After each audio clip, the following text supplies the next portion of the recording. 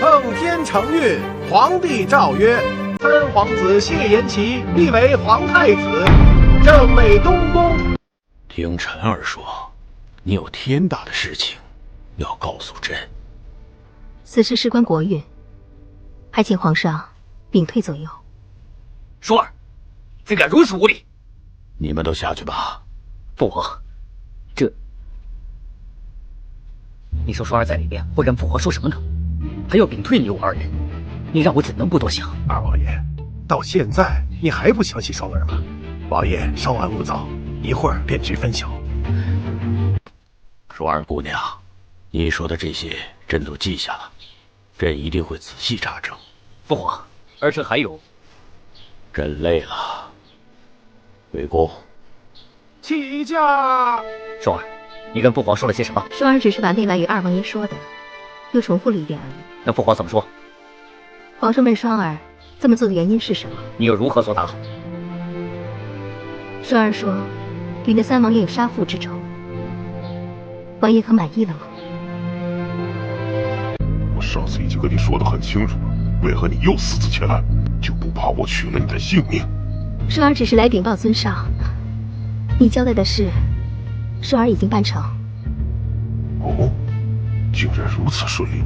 双儿只是想让你知道，双儿为了你，什么事都能做到。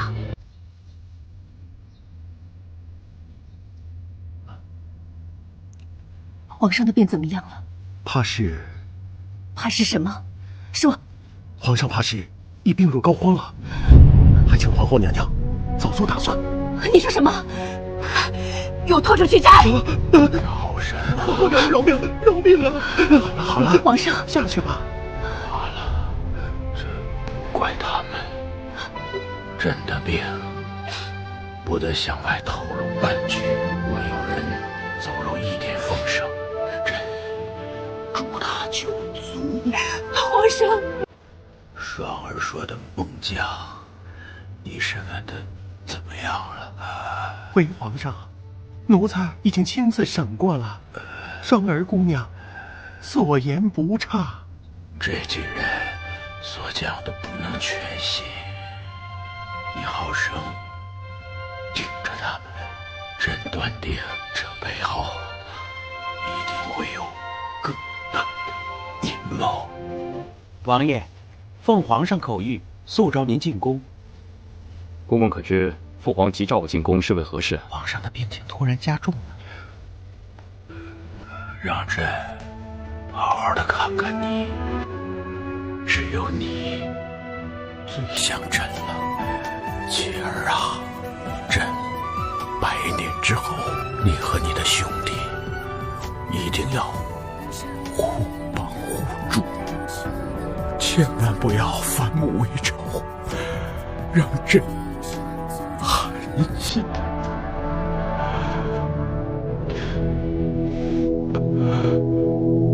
独孤，你看今天天气多好啊！依在下看，怕是要变天了。你真爱说笑，这万里无云的，怎么可能会变天呢？此天非彼天。什么意思啊？如果我没有猜错的话，三王爷马上就会被设立为太子。哎，那这是好事儿啊！而且，他一定会是一个好皇上的。按祖制，立为太子，侧妃就有4人。你愿意与他人共同分享你的夫君吗？我不知道。我记得你曾经跟我说过，爱是2个人的事情，要一心一意。难道今天你就要违背自己的誓言吗？哎呦，我不知道。我愿意为你放弃自己的一切，一心一意的只爱你一个人。他谢延齐可以做到只爱你一个人，放弃自己的一切吗？哎，不要再说了。